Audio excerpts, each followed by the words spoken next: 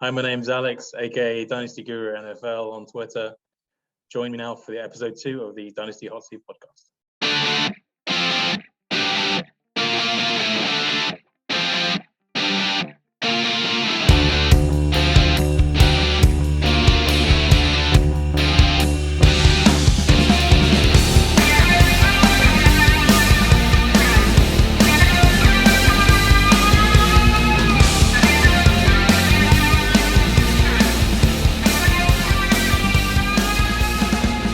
Yes, we have Alex here with us, and through the fire and the flames comes the only Dynasty show that is certified as an inferno.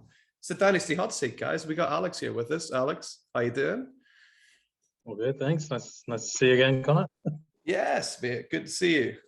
So you are one of the first people I've ever met, actually, in Dynasty, and right away I was informed that this guy is, the Dynasty guru. So I thought, who else am I going to get on here to chat to rather than Alex? So we're going to hear his 3 main tips about, what he does, what his strategy is in Dynasty, and hopefully we can steal a few good ideas from him as well, especially in the league that we're in together. I might be able to poach some of your ideas and turn them against you. Not too many, yeah. Yeah, I mean, first and foremost, it sounds cliche, but prepare and practice. Mm-hmm. A lot of people, especially first-time Dynasty drafters, what they'll do is they'll just say, okay, it's like a redraft. I'll wing it. I'll just do the draft when it comes, and whatever happens, happens. Yeah. But now, you have the availability of so many different variations of mock drafts, and you can tweak them, for example, on Sleeper, which we both use and love. Yeah. You can tweak them, so you can you can go as in depth as you want to actually make sure that for example, you could do a mock draft just with running backs, and then you can see, without having to look through a massive draft board, who are going to be the first 30, and then you go back to the full one and see where they're being picked. And if you know that you can get in a 10-man league that you're looking to get at least 3 of those 30, then you just got to cherry pick where you want to find them. And depending on where you are each end of the draft, you might want to draft 1 round ahead, or you might just want to wait and see if you have 3 or 4 options.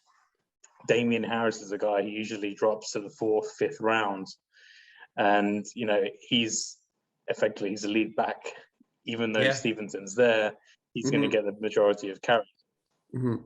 So, which leads us into point 2 quite nicely. So, Dynasty, it's not an all or nothing season. So essentially, you can make up some ground in the next round, in the next year's draft, if you don't think that you're drafting well, and if you've started the draft badly, there's no point tanking that draft, because there are still loads of useful players that you can pick up. As I mentioned, Damian Harris.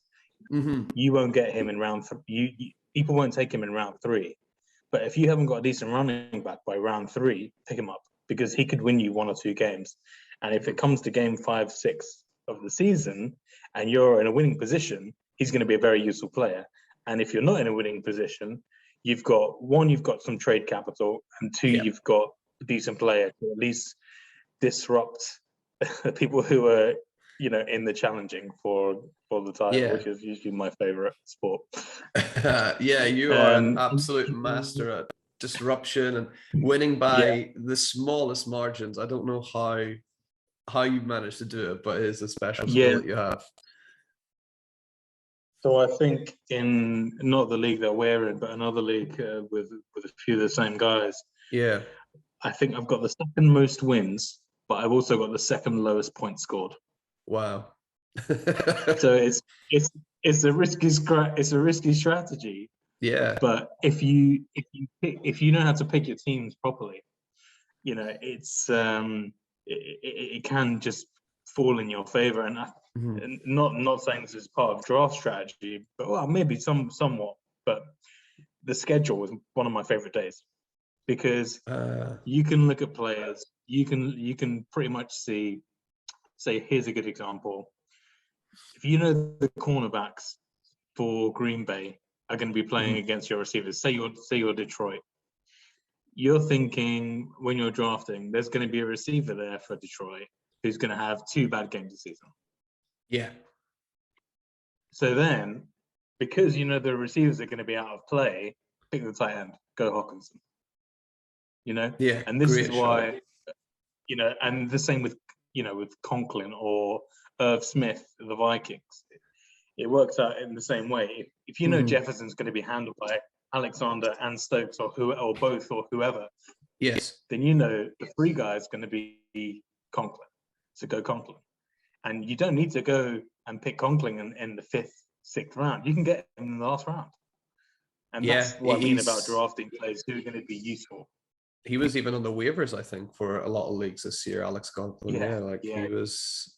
Yeah, because, well, I managed to draft Irv Smith in almost every league. And of course, he got horrifically injured the second I drafted him. It seemed to be a treat I managed to pick up this year. But yeah, great. Yeah, that is a really good shot. Yeah, I've been quite lucky so far, but you know, I think you know, if it's also not your first dynasty draft and you're doing your first supplemental draft, again, repeat the same thing. The actual draft is a good indicator on where people are going to get chances. But if you watch players before the hype, like I've already watched the 2022 class already. Yes. So for me, I'm not going to name any names just now because I want to test my theory. But essentially, like I'll give you an example of last year. So last year, I was looking at people and I said, okay, well, it doesn't matter where they land. Amon-Ra St. Brown and Bateman. They're going to be 2 key guys. You know, Bateman's stock sort of just slowly went up. But Amon-Ra St. Brown, you know, he wasn't in the same category as Bateman, as Chase, you know, and Waddle. So, you know, he was the guy I picked first in the second round. You know, I didn't need a first round pick because I knew that I wanted St. Brown. Yeah, and you just got your which guy. goes against my Green Bay cornerbacks theory, but you know, it's but he's still had a good season, you know. Yeah, and the season before, the guys in the other league, they'll tell you I had 5 picks, and of the 5 picks, I picked Gibson, Ayuk, Claypool. I can't remember who else there was now. I think I drafted the Titans, Darrington Evans, but he's been injured. And then I took Anthony McFarland, who obviously we know.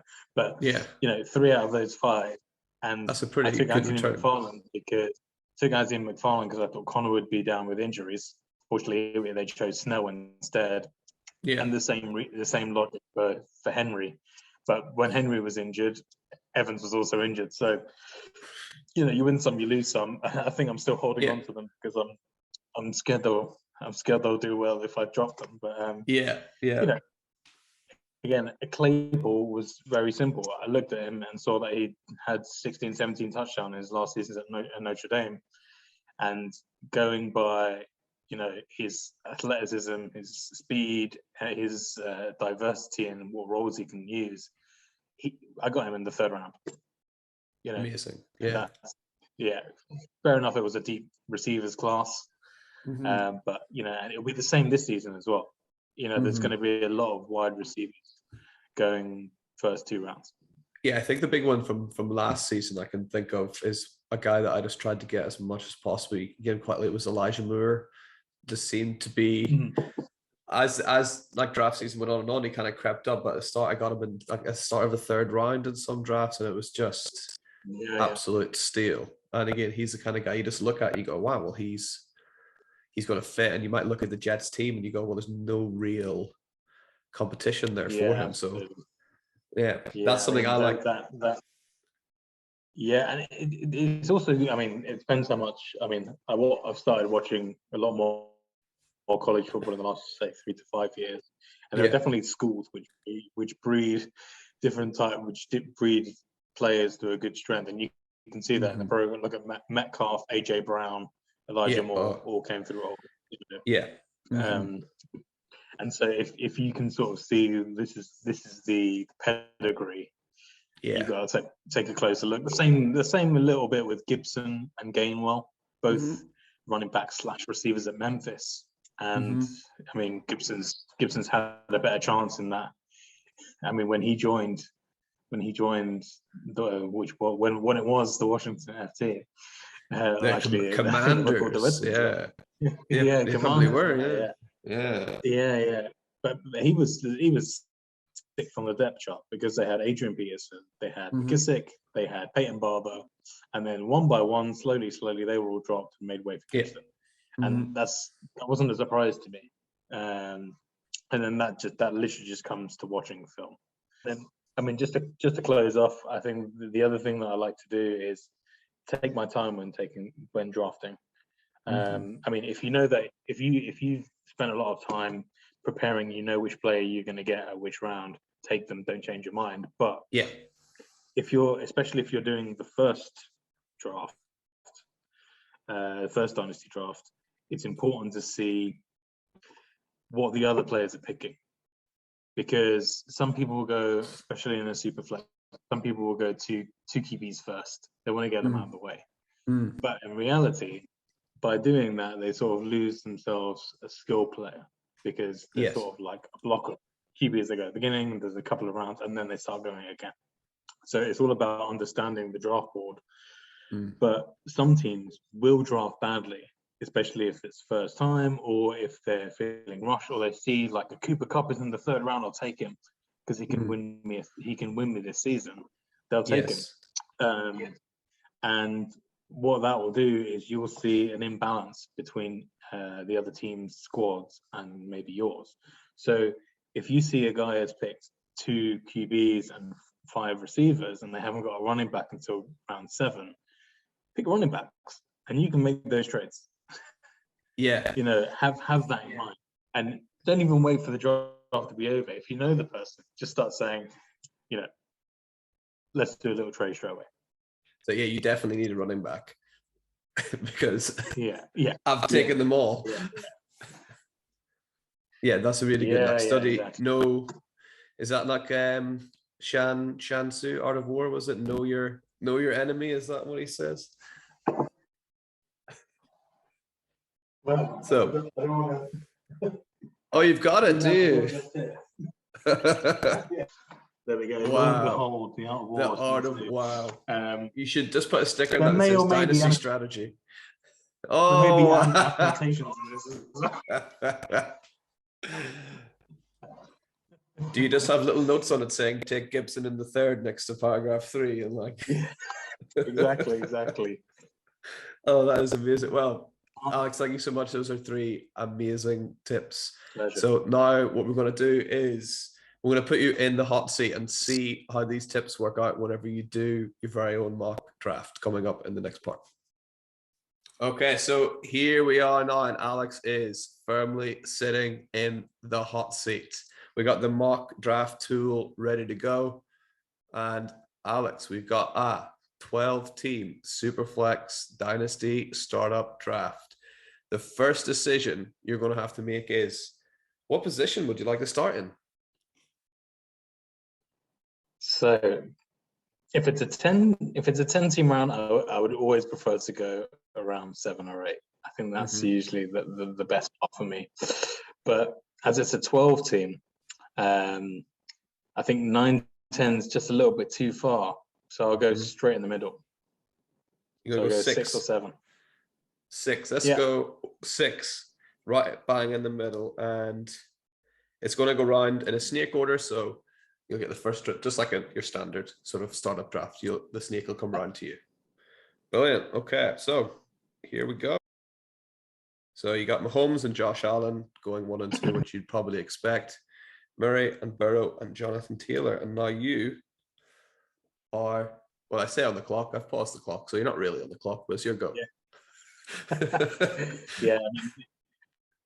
I mean, the first thing I would do is see that Herbert's straight on the board there. I'd just double check to see if the other QBs are top of the list. Lamar, back. There you go. Trevor Lawrence. Yeah, thank you very much.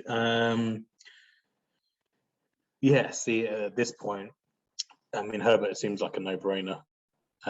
He's almost match proof, you know. And if you've got a starting QB who's going to be playing 16, 17 games, that's potentially 16, 17 better odds you have of winning. Yeah.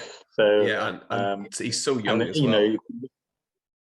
know, and you look at especially after you get past Lamar and Dak, after Herbert's been taken, I don't think another QB is going to be taken until the third round, or late in the second. Yes. Okay. Well, easy peasy. Let's lock in Justin Herbert. And let's see what else happens here. So there's Lamar, like you thought would go. And I imagine Dak, yep, there he goes. Goes straight after.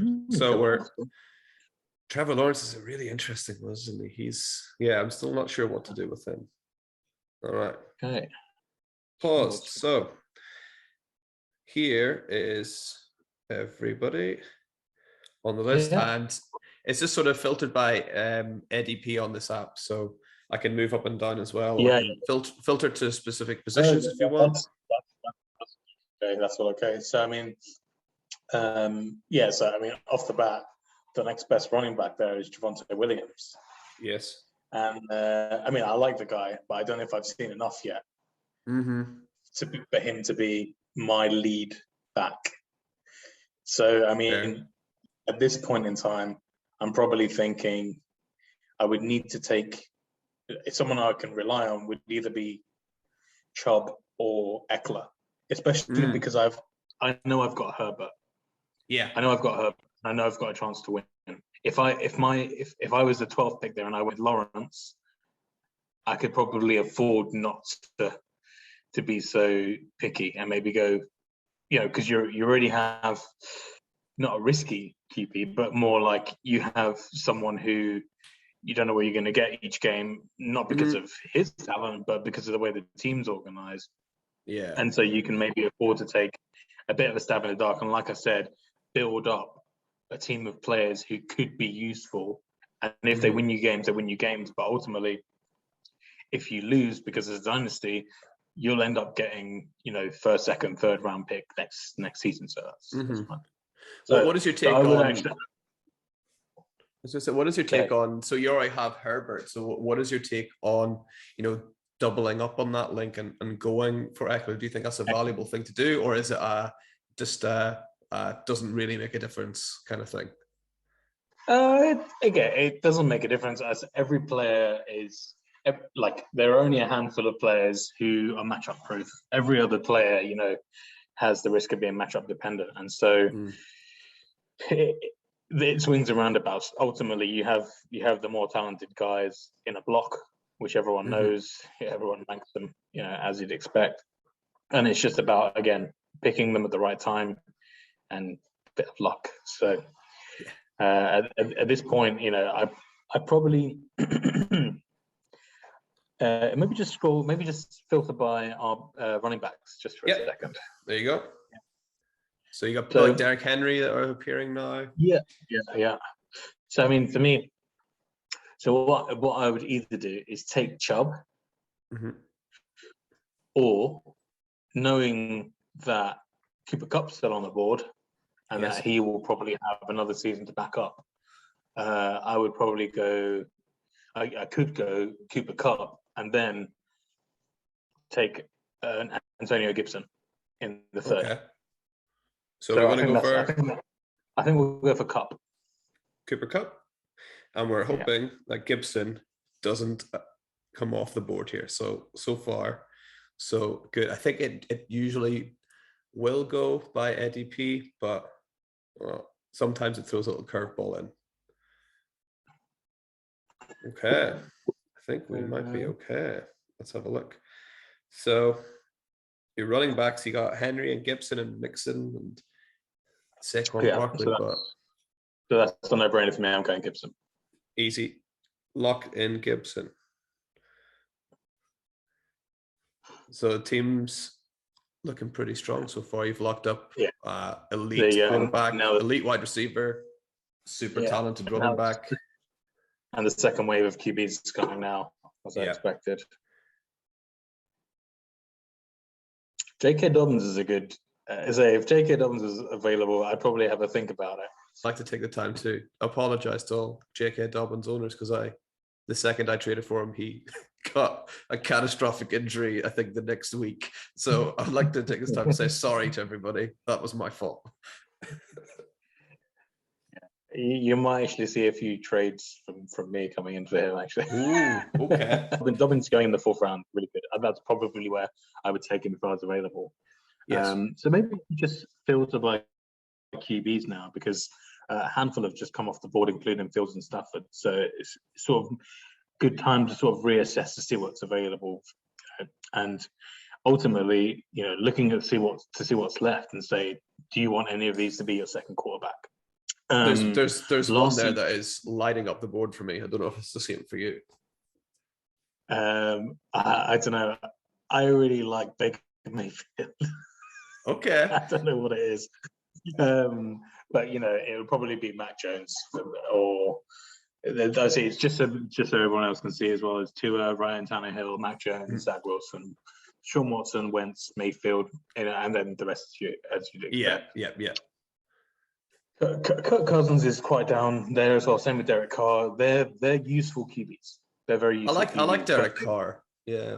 Yeah, but they won't be picked for another 2 rounds. So you can, if you want to get a second quarterback, then you can, or you could go power playing, take one now and take one in the next round. But then say with the way my team is structured, I would only have one of each of a running back and a receiver. So I think I'll probably go for another running back at this point, because I mean, so who was the one that's jumping out of you for you as the quarterback? Deshaun Watson is like, if he comes back and plays, he's a top 5 quarterback. I think I'm a bit of a risk taker as well, so I've been taking and trading for Deshaun Watson everywhere. You can guess which one of us is an accountant by trade. I'm the risk averse. So I'll actually go Montgomery here. Let's lock in David Montgomery. In we go. Good. So that's 2, solid running backs you got already, which is always such a relief, because I think more than any other position, running back seems to just fall off a cliff. Like, just suddenly there's nobody left. Yeah. Is there any way of seeing what everyone else has drafted side by side? Ooh, I think so. So, yeah, you can see here. So our team is there, and if you maybe select team 1, you can see this is what team 1 is looking like at the minute. Pretty strong. Team 1 heavy on running backs. So so they got Mahomes, Kamara, Chubb, Deontay Johnson, and Akers. Cam Akers, yeah. Team 2. Allen, Josh Lance, Allen, Trey Diggs. Lance, DJ Moore, and Saquon Barkley. Again, and then what I would probably do is go back to my team and say, like for like, how does mine compare to, say, team 1 or team 2? Herbert, Coop, Gibson, Montgomery. There are loads of people shaking their heads of probably what my team looks like at the minute, but I'd be pretty pleased. But it just seems, again, it might not be the strongest on paper, given that I had the likes of Henry available to me, given that I had the likes of Chubb and who else was there? There was someone else. Anyway, it's Saquon there. Yeah. I mean, say like I could have taken Chubb and Derrick Henry and got a receiver in the 4th round. So depends how you work it in. This team, I'd like to think, would be challenging this season. So what I'm going to do is I'm going to go for another receiver to make sure that I'm not too far behind. Let's have a look. Those other guys. So here are your wide receivers from this list. I can scroll down if you need me to, but here are the ones that are available for you at the minute. Okay, so first and foremost, I really like Mike Evans. With Godwin impending free agency, sure, Tom Brady's left, and that will probably change a lot in that offense. The likes of Gronk will probably retire, but then if you look past Evans, who else is the targets there? You've got Tyler Johnson, who's featured here and there, Scotty Miller, Jalen Darden. Mike Evans is going to be the guy in the passing game. And so, if he can stay healthy, whereas last season he was, a bit matchup dependent, and it was a bit difficult to tell because, the Bucs were in a very different. It sounds crazy, but in the space of 10 days, the Bucs outlook has changed considerably. In that, a winning team, make sacrifices, and say Mike Evans in the last regular season, he would have been a guy who would take away cornerbacks, who would take away defenders, and effectively leave that path open for people like Fournette to run, for people like Godwin to free, so on and so forth. And that's part of what you do as a winning team. But now, not saying that they don't have the capability to be in a winning team again, but it's going to be a bit more of a stretch, and I think he can probably afford to be a bit more selfish. Again, slight risk on the age. Yeah, a slight risk on his age again, but ultimately this season I will have Cooper Kupp and Mike Evans if I pick those two, and they'll both be 27 years old, so 28 by the end of the season, which means that I'll probably have little to next to no trade value. Even if they have a great season, people will always think, oh, well, I can get. The good side on that is a lot of receivers don't go in the first round usually in supplemental drafts in Dynasty. And so if you have aged receivers in your first build, you got to expect that you're going to use maybe your first 2 draft picks in next year's supplemental draft on receivers. Yes. Especially in my scenario where I have a young QB who's going to be around for a while. I have 2 young running backs who are, at the forefront of their team's offense. So that I'm already thinking of that in mind, and so that's probably why I'm going Mike Evans here.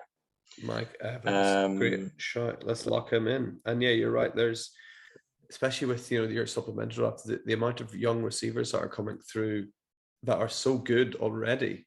Like you're able to replace Mike Evans maybe easier than you could replace other positions. Like just because the talent is extraordinary. Yeah, I mean, it's like if this team finished 6th 2 years ago, you'd be picking up Jefferson or CeeDee Lamb. Incredible, this year you'd be picking up the likes of Waddle or Chase or all right, here we're coming back around again. Some tight ends coming off the board. Oh, Zeke in the 6th round. Wow. Yeah. Actually, just take a quick look at the tight ends. Yeah, of course. Okay, so we got a few names in there. Yeah, I mean, if I had my pick, TJ Hawkinson would be my favorite, and Freiermuth would be my second favorite, ahead of Waller, ahead of Kelsey, and ahead of Andrews in Dynasty. Hawkinson, he has a few off games, but again, it's just understanding who his opponents are going to be, and know that he's going to be used more as a blocker or as a diversion. Freiermuth, really great talent. If I don't take him here, that either of them here, that I'll probably not get them in the next round. Potentially, I might get Freiermuth. So I'm going Hawkinson. Yep, I would 100% do the same thing here. Doesn't really matter who else is on the board, to be honest with you, because I know that if I look back at my team, I've got a strong quarterback, I've got 2 strong receivers, 2 strong running backs, and a tight end, and that is the recipe for a chance, at this point. Absolutely. All right, here we are back on the board. Looking at this point, you'd probably say you got to think about taking a second quarterback. So I would probably look at the quarterbacks available to me here. Oh, your boy Baker is still there. Yeah, Baker Mayfield's still there. Cousins is still there. Tom Brady is still there. Yeah. and so Derek Carr. So of the 3, I would say I have 3 options: Mayfield, Carr, and Cousins, who I would probably look at seriously taking. Do you know who's still there? Actually, I just seen sneaking towards the bottom is Jordan Love. Yeah. I don't know I don't know what to think about Jordan Love, but he's probably going to be starting.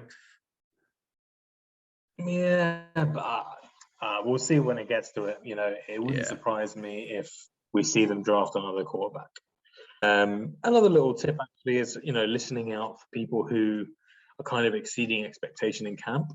And I wouldn't say these are the guys you'd go for in your first 7 to 10 rounds, but I would say, like, if you hear that there's a lot of hype about someone who's gone under the radar, and especially if you've done your research and you know that this person is talented, if that person is talented and there's hype about them internally, then it's probably likely that they're going to be fit into the offense somehow. So I'm trying to think of a good example of that. I think Amon-Ra St. Brown this year was kind of very hyped up in camp, like supposedly doing very well, and obviously that's come to the front towards the end of the season in particular. And that's it. Like, I think I had offers for Amon-Ra halfway through last season and the 3 leagues that I have him in. And I was just like, nah, it's a hold. It's a hold. You know, I'm hearing the same things you are.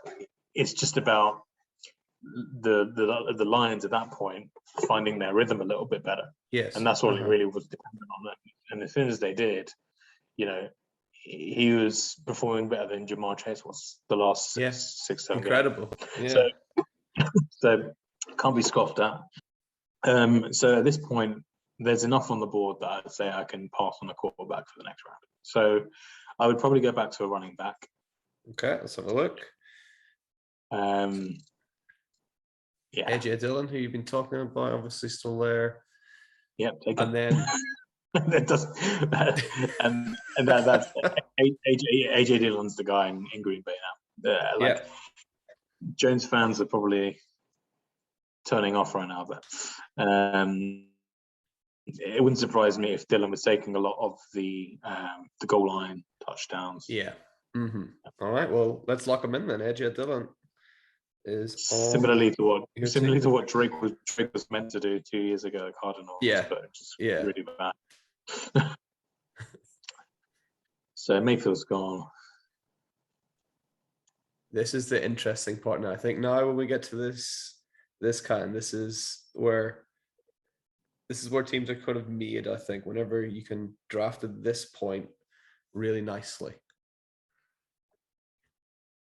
Okay, so here we are in round number 8, and you can see who you've got. Let's just remind people of your team. So let's have a little look. You got Justin Herbert, Cooper Kupp, Antonio Gibson, David Montgomery, Mike Evans, TJ Hawkinson, and AJ Dillon.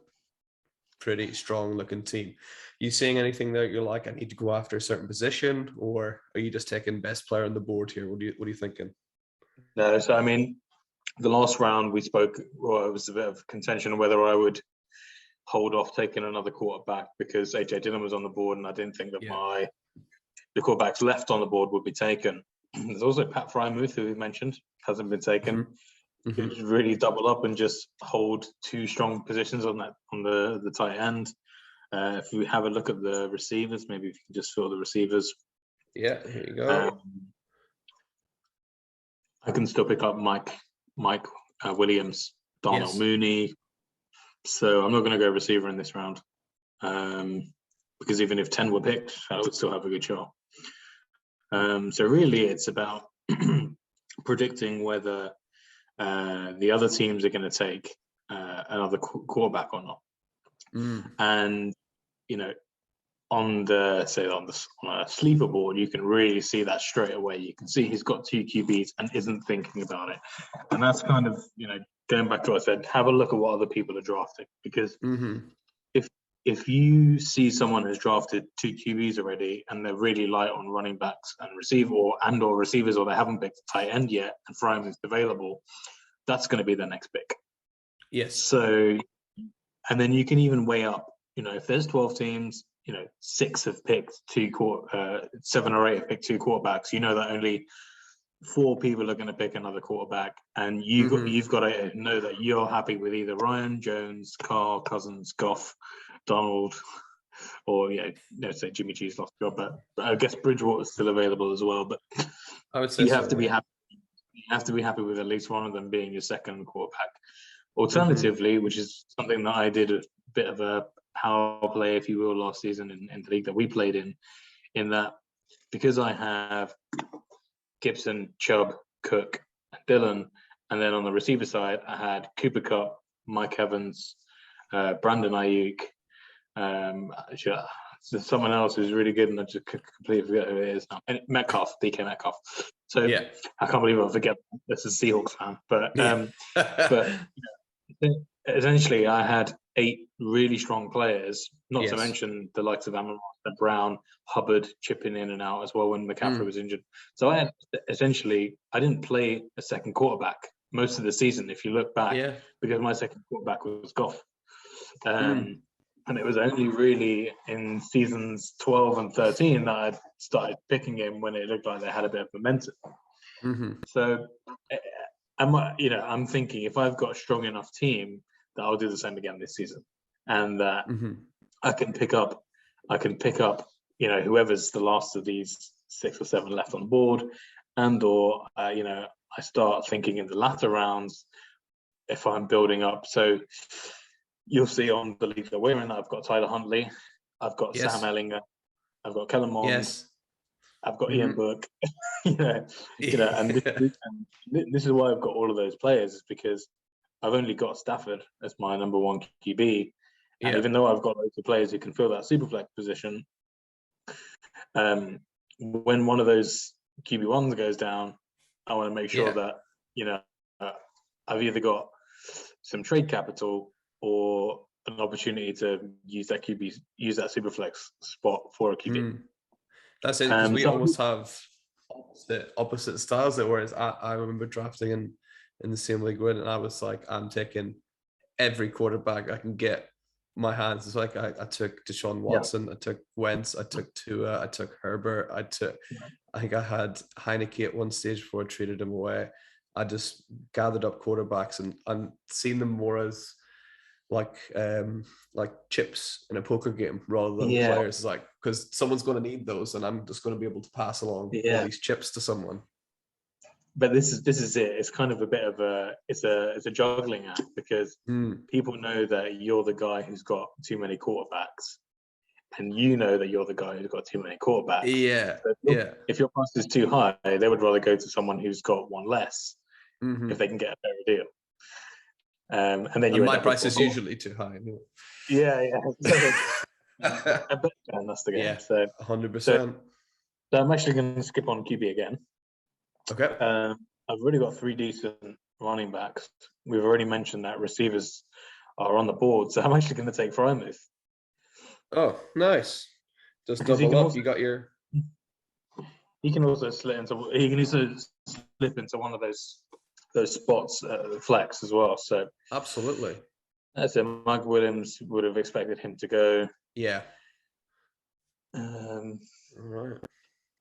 Maybe if you just scroll up a little bit just to see which other receivers were taken there. Yes. So Allen Robinson went, Mike Williams, Adam Thielen, Cortland Sutton, Michael Thomas, all. Yeah, see, maybe I could have taken Thielen there, but ultimately, but there's no quarterbacks were taken, which is interesting. Yeah. So I'd end up taking Derek Carr here. Yep, I would do the same thing. I think in your position, I think Daniel Jones is a bit risky, especially I think they've got a new front office now at New York, which often means new quarterback. So it'll be interesting to see. And I'm sure you're hoping that new quarterback isn't Russell Wilson as a Seahawks fan, but he's been strongly linked from what I've seen. But yeah, I would take Derek Carr here as well. So let's lock him up. Okay, now we're getting into round 10.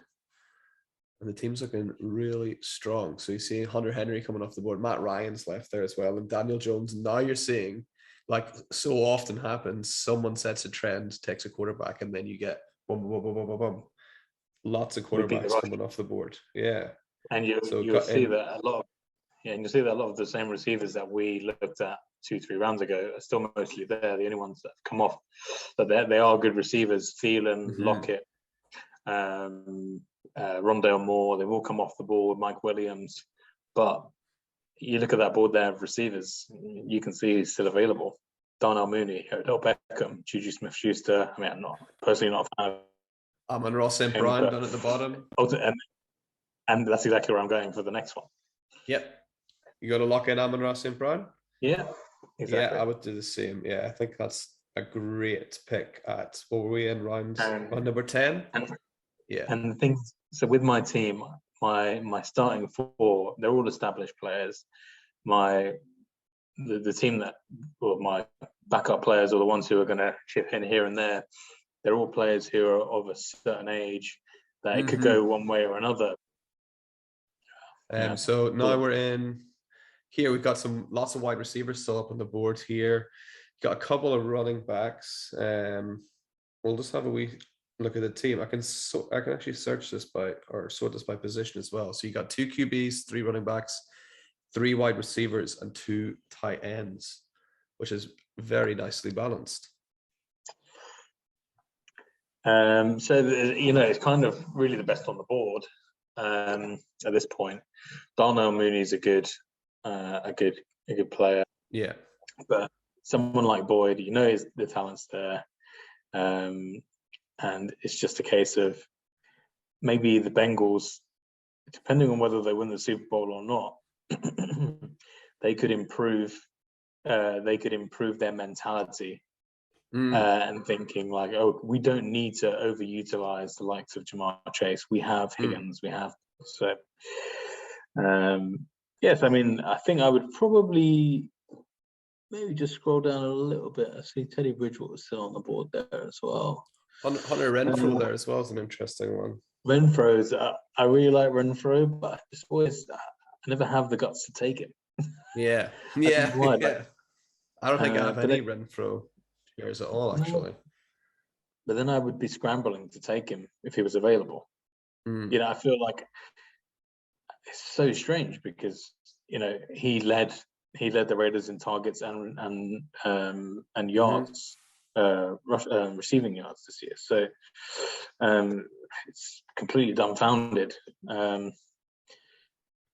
But you always just feel that Renfrow won't ever be the star receiver there. If the Raiders draft a receiver, that receiver will, whether it's wrong or right, be deemed as the number 1 receiver, the same way that Rodgers did. Yeah. More people probably would hold Bryan Edwards than Hunter Renfrow. Yeah, I've got a lot of Bryan Edwards, and for no good reason, really. Exactly. It's nothing, really, isn't it? I really like Gabriel Davis. I really like Chuba Hubbard. Those 2 guys.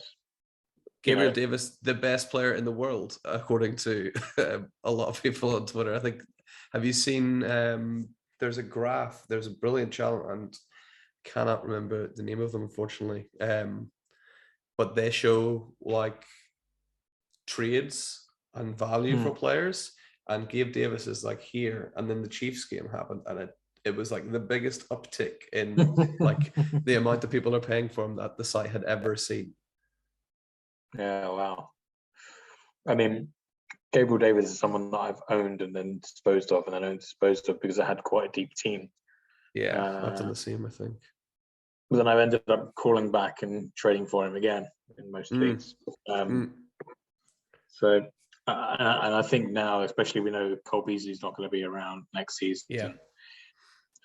Diggs, again, nothing wrong with Diggs. It's just he's the favorite target, and he's going to be double covered every time. He's going to be in double coverage. So yeah, he has he's mean on the long play as well. And we know Josh Allen can throw.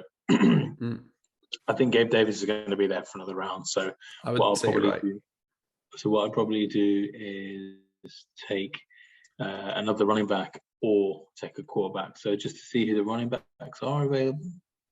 There you go. Yeah, again, I think I can wait. I think I'll just go quarterback and then probably take Teddy Bridgewater. Teddy B. Okay, let's lock in Teddy Bridgewater. Oh, am I going to lock him in? Yeah. Take him. Yeah. Okay. There you go. Oh, you can't go back now. So let's see who. Jameis Winston even coming David, on. even Davis Mills at that point is available. He's also on the board. He's also. He might still be whenever we come around again as well. Yeah, he's still there. Yeah. And here I'm taking Gabriel Davis, but you know, if maybe in another life 2 minutes ago, I might have thought about taking Davis Mills instead of Bridgewater, but because you know Davis Mills is going to be the starter. Yeah. But you're happy with Gabe? Yeah, Gabe Davis here. Yeah. Easy. Even though DJ Chark's still available, so you know it's. Yeah, he's a funny one. He's kind of gone up and down, and everyone got very excited whenever Trevor Lawrence was drafted, and then he got injured almost right away, right? And it's hard to know what he's going to look like. Yeah, absolutely. So now I've got 4 receivers and 3 running backs, right? So I just want to see. Here we go. I mean, we have Singletary, we have Penny dropping this late. I know Elijah Mitchell kicked on very well last season, but Trey Sermon, loads of hype around him last season. Yeah, he could. And then he got in the doghouse, I think, Trey Sermon, right? Yeah, and it's going to be a different looking offense next year with Trey Lance. Yeah, very different. You don't know. And then maybe just scroll down a little. Notice that both the Buffalo running backs are still there. What round are we? 12, 13. So I think that's we are in round 13. Yeah, that's crazy. Just talking about the rest of the board here. Kenyon Drake's a no for me. Khalil Herbert, I really like. I think because I've got Montgomery, I have Khalil Herbert, I think, in most of my leagues. I think except the one with you have him. I think I might have him, maybe. Yeah. Maybe as a favor for the show, I might work out a deal. Yeah. Well, we'll see. But I mean, I think Herbert's going to be on the board next round. So yeah. And he would be handy to have because I have Montgomery as well. So if Montgomery gets an injury, as we saw this season, Herbert just fell straight in, and he was utilized. He wasn't just there for show. So that's good. So I'm thinking if he's available, I might go for a receiver. But Rashad Penny's around, so maybe just click on receiver, just see who's available. So receivers got Parker, Rager, Brian Edwards, we just talked about. Van Jefferson's an interesting one there. He's looking pretty good. Miko Hardman's a useful player. I think he's on his last year at the Chiefs this next season. He is. And it's difficult to really place someone like Hardman until after the draft. Yeah. I mean, it's not to say he'll end up somewhere like the Ravens. He's like he would fit the Ravens really well. Yeah. But then they would probably make that move before the draft. So they're really stacked on receivers. You know, the ones that we don't hear about as well. You know, Crochet and Duvernay as well. Is it Duvernay? Duvernay, Duvernay. Yeah, the guy they drafted a couple of years ago as well. I can't remember his name, but and it's just speed. Like exactly. Yeah. Okay, maybe just scroll a little bit down just to see who else is available in receivers. Paris Campbell. I'll see him later. Okay, I think I'll go receiver. Yep. Who are you thinking? I am going to go. Someone I actually don't own any pieces of. Ooh. But Diami Brown. Okay. Yeah, it's just at this point I've got enough receivers that I'm not going to be dependent on him. But if he comes good, that's a risk well paid off. And if not, I've taken him 13th round and I can dispose of him. Yeah, and he's going to be playing those nice new uniforms now as well, so he'll be. Yeah, and again, sort of playing off the fact that McLaurin is always going to be the main target. Yeah, there are going to be times where he's going to be the free man, and so take him. I think here I'll go running back. I saw that all of the guys I like came off, with the exception of Khalil Herbert, so I take Khalil Herbert here. Yeah, and that's great because you got Montgomery, so yeah, you're less nervous about Montgomery right away, because you can just plug in Herbert, who was more than serviceable last season.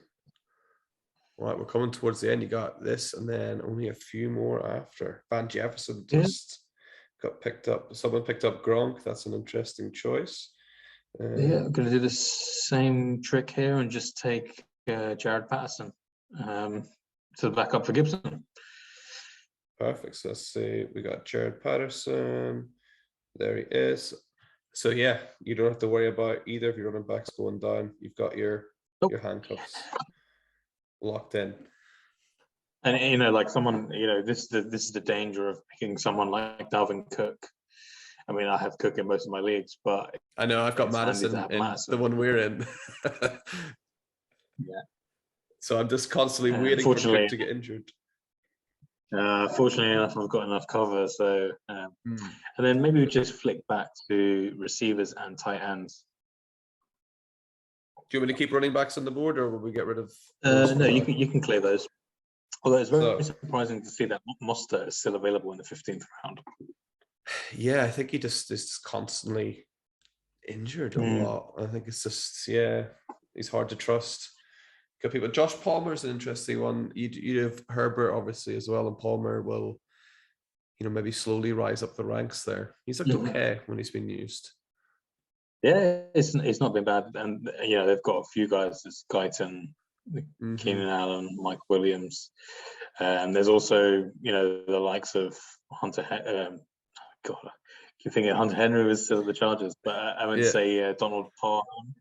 Yes, the 6'7" high end. It obviously picked up an injury, which is towards the end of the season, but he's a big target. So I think they've just got one too many as well.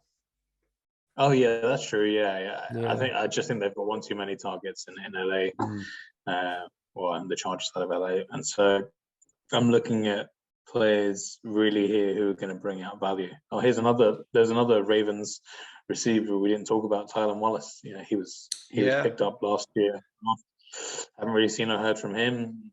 He could go the same way as Duvernay and just make a habit of appearing in special teams. But and then I'd scroll down just a little bit more. Tim Patrick. I like Tim Patrick. I think he is just a solid pro. I think he always turns up and plays well, and he's not going to light up your team, but I like him. Yeah, he's exactly one of those players. I was saying that if you think that you don't think you're going to challenge for the season, he would be perfect because he's a useful player and doesn't really matter if. Anyway, so let's skip through this, and so maybe scroll up to the top of that list again. Apologies. So I'd go Nico Collins here. Nice. I missed out on Davis Mills, so I'm gonna make sure I'm getting the guy he's passing to. Nice. Again, no real risk for me here because I've got enough receivers, so I can afford to take a risk on that 5th and 6th receiver. If one goes down, I'm still covered. Yeah. And then here's really, we're not picking kickers or anything like that, are we? No kickers here. So you've got two. Yeah, I know. I never know what to do with kickers. I usually just go with Butker because I like him. That's about it. I have McPherson in all of my leagues from the beginning of the season. Oh, you're sorted. Yeah, you don't have to worry about kicker forever. Money Mac. So yeah, you got 2 more picks to go. So. Okay, so let's put all positions back on the board there, because now really I don't have to worry. Maybe just do QBs just to see if anyone's straggling. Yeah, let's see. We got Trubisky, who you never know where he's going to end up, and most of these people on the board, you never know where they're going. I really like Kellen Mond, but I wouldn't take him because it seemed, even though when Zimmer was there, it just seemed like he was really surplus to requirements. I'm actually going to go. I'd go Ian Book here. Ian Book, Yeah, so Ian Book was the quarterback at Notre Dame. Yes. So he was the one throwing all those balls to Mayball and Komet and Whiteside. So he's going to be my third QB. Book is he's a big lad, isn't he? Ian Book, a big strong arm. Is that who am I getting him right? Big strong arm, yeah. He's got a big arm. All right. So the last pick. Let's get all the players on the board.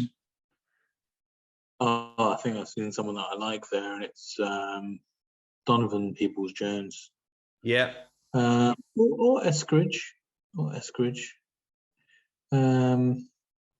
Scroll down a little bit for you so you can see. You know Tyler Johnson that we talked about earlier. You don't know what's going to happen at Tampa Bay. Another Baltimore, Tyson Williams. Do you know what? Players. Let's take KJ Osborne. Yeah, we were just talking about him earlier. Yeah, perfect. Right, KJ Osborne.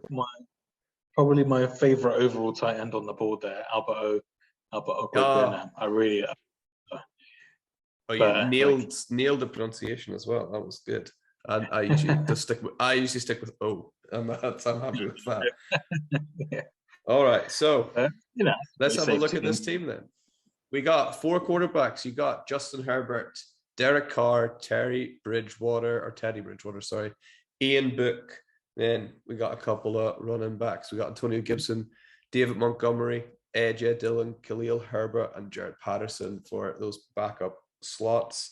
At wide receiver, you got Cooper Kupp, Mike Evans, Amon-Ra, St. Brown, Gabe Davis, De'Ami Brown, Nico Collins, KJ Osborne, and then 2 tight ends, TJ Hawkinson and Pat Freiermuth. That is a very strong looking team, Alex. You must be pretty pleased with that. Yeah, it's good. I mean, like there are, as you know, there are probably stronger players that I could have picked here, but I'm thinking longevity. With the team that I've got, this could win this season. This could win next season. Mm-hmm. Whereas if I've gone too gung ho on winning this season, it's more likely that my team will suffer in the following seasons thereafter. So it's about having a healthy balance. Yeah, absolutely. And it's while it is dynasty, you still need to think about, you gotta win at some stage, and grouping together just young guys. The likelihood of all of them panning out is quite small. So you got to balance it out with taking Kupp and Evans and people like that, while taking a risk on people like Amon-Ra, St. Brown, and it's hard to get that balance, but that's the fun part of the game. Yeah, and like you say, looking at that, I know my weakness is already quarterback. So, but as I mentioned, I would fill my SuperFlex spot if needed with one of my other skill players. So, if my team tanks, then I'm going for a quarterback next season. Yeah.